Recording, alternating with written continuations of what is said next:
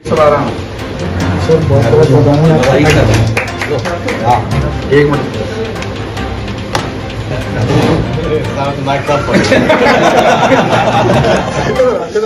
संस्थान कोई भी हो, उसमें अधिकारी होते हैं, कर्मचारी होते हैं। शैक्षणिक संस्थानों में टीचर भी होते हैं। जीवाजी यूनिवर्सिटी में टीचर भी है, अधिकारी भी है, कर्मचारी है। उनके हितों के लिए लड़ना, संगठन के माध्यम से अपनी आवाज को उठाना। और हम उनसे ही जानना चाहते हैं पदाधिकारियों से क्या क्या मुद्दा है और उनकी क्या रणनीति है। हमारे बीच में प्रोफेसर JN गौतम है, उनसे सबसे पहले जानना चाहते हैं।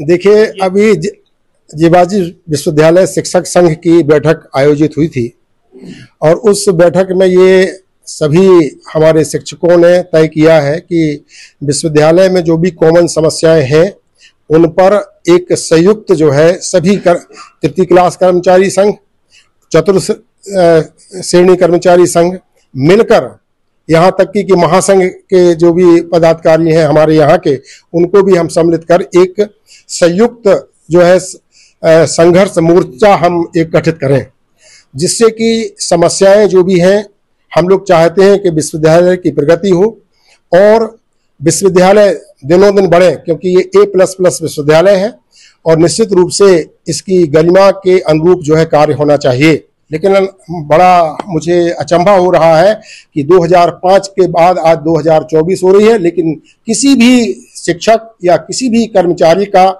खाता जो है NPS में नहीं खोला गया है। तो कल हमारा कर्मचारी जब रिटायर्ड होता है तो उसे NPS का लाभ ही नहीं मिलेगा, क्योंकि NPS का लाभ जो है गवर्नमेंट देती है। जो गवर्नमेंट जब कहेगी कि जब आपने NPS का खाता खोला ही नहीं है, तो जब पैसा ही जमा नहीं किया हुआ है, तो हम आपको लाभ कैसे दें? इसमें गलती किसकी है? तो इसमें गलती विश्वविद्यालय की है, प्रशासन की जिम्मेदारी है कि उसे जो है प्रान नंबर जो है जनरेट कराना चाहिए था और सभी कर्मचारियों का NPS में खाता खुलवाना चाहिए था। आप विडंबना समझने की चीज है कि अगर व्यक्ति NPS में नहीं है तो उसे UPS का लाभ भी नहीं मिलेगा। UPS का लाभ नहीं मिलने वाला, इतना तो मैंने पढ़ लिया। अभी हमने पूरी स्कीम का अध्ययन नहीं किया हुआ है, लेकिन मैंने इतना जरूर पढ़ लिया है कि जब NPS में ही नहीं है आप, तो उसमें UPS में आने का सवाल ही नहीं उठता। तो नया सारा शिक्षक संघ, सारे कर्मचारी संघ, हम सब एकजुट हैं और हम अब विश्वविद्यालय में कोई भी ऐसी समस्या आती है, चाहे वो शिक्षकों की हो, चाहे वो जो है कर्मचारी की हो, हम सब मिलकर जो है उसे प्रशासन के सामने रखेंगे। और अगर नियमानुसार हम कोई अनड्यू एडवांटेज नहीं चाहते हैं, लेकिन प्रॉब्लम है हमारे साथ कि हमारी समस्याओं को जो है सुना जाए। लेकिन ये जो मांग है ये कर्मचारियों से जुड़ी हुई है, शिक्षकों से जुड़ी हुई है।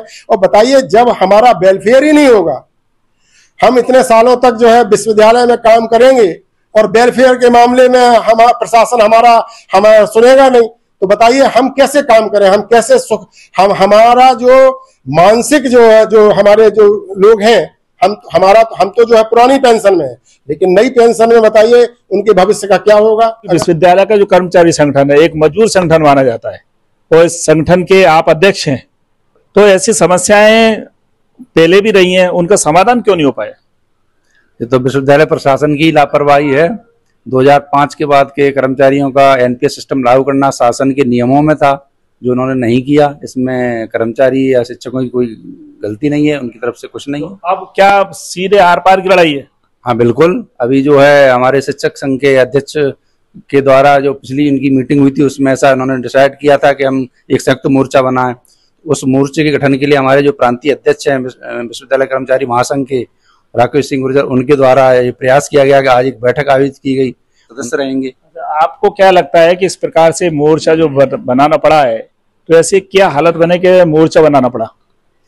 निश्चित तौर पे ये मोर्चा बनाने का उद्देश्य ये है कि अभी तक शिक्षक संघ अपनी अपनी समस्याओं को लेकर के जाते थे। क्लास 3 यूनियन, क्लास 4 यूनियन जो हमारी थी, तो हम लोग अलग से अपनी एक जो भी मुद्दे हुआ करते थे उनको लेकर के जाया करते थे। लेकिन चूंकि एक ये ऐसा मुद्दा है, NPS एक ऐसा मुद्दा है कि आदमी की सेवानिवृत्ति के बाद में और आदमी को जब जाने के बाद में कुछ हाथ ना लगे, तो ये NPS लागू कराना हम लोगों की सबसे बड़ी प्राथमिकता है और एनपीएस लागू अभी तक हो जाना चाहिए था। ये विश्वविद्यालय प्रशासन ने नहीं किया, ये बहुत बड़ी उनकी लापरवाही है। आप देख सकते हैं कि यहाँ जो बैठक हो रही है, आज बैठक में ये टीचर भी हैं, कर्मचारी संगठन भी हैं और पूरा आप जो देख सकते हो, और ये पूरे जो इसका रणनीतिकार हैं, जो इसके सूत्रधार हैं राकेश सिंह गुर्जर, उनसे जानना चाहेंगे कि इसकी रणनीति जो बनाई, उसके बनाने के पीछे ऐसे क्यों हालात पैदा हो गए। देखिए, जो हालात हैं वो तो पहले से ही निर्मित हैं। उन हालातों पे ये बनाने की इसलिए जरूरत पड़ गई क्योंकि यहाँ पे हमारे सबसे ज्यादा मुझे जो पीड़ा दिखी, हमारे शिक्षक जो हमारे गुरुजन हैं उनके साथ में ये पीड़ा बहुत ज्यादा है।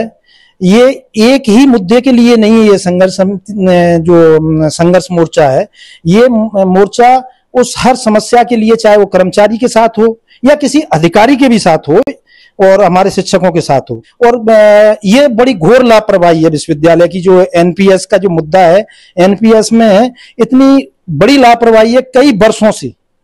जहां कर्मचारी जिस दिन नियुक्त होता है, ये उसी टाइम पे ये जनरेट होना चाहिए इसका नंबर, वो नहीं हुए हैं। ये मतलब विश्वविद्यालय प्रशासन की बहुत बड़ी लापरवाही है। मतलब सीधी सीधी अगर लापरवाही मानी जा रही है और आप जिस हिसाब से मोर्चा बना रहे हो, इस बार टीचर भी आपके उस मोर्चे में शामिल हो रहे हैं, तो सीधा सीधा है कि ईंट से ईंट बजाने का प्लान है? नहीं, ईंट से ईंट बजाने का नहीं, ये बात है अपने हक और अधिकारों की। साफ शब्दों में ईंट से ईंट बजाने की बात नहीं कह रहे, लेकिन जो तेवर हैं, इनकी जो समस्या है, इस बार जो टीचर भी इनके साथ हुए हैं, तृतीय श्रेणी कर्मचारी, चतुर्थ श्रेणी कर्मचारी और टीचर भी मिले हैं, और जब तीनों का एक मजबूत गठजोड़ है तो निश्चित रूप से इनके जो मुद्दे हैं, इनकी जो समस्या है, उनसे साफ होने लगा है कि इनकी बात नहीं सुनी जा रही। विश्वविद्यालय के जो जिम्मेदार हैं, जो प्रशासन है, जिनको जो काम करना चाहिए, वो उनकी बात नहीं सुन रहा। तो जिस हिसाब से इनके तेवर हैं, उससे बिल्कुल लगने लगा है कि इस बार लड़ाई इनकी आर पार की है। अब लड़ाई किस मोड़ पर जाके पहुंचती है।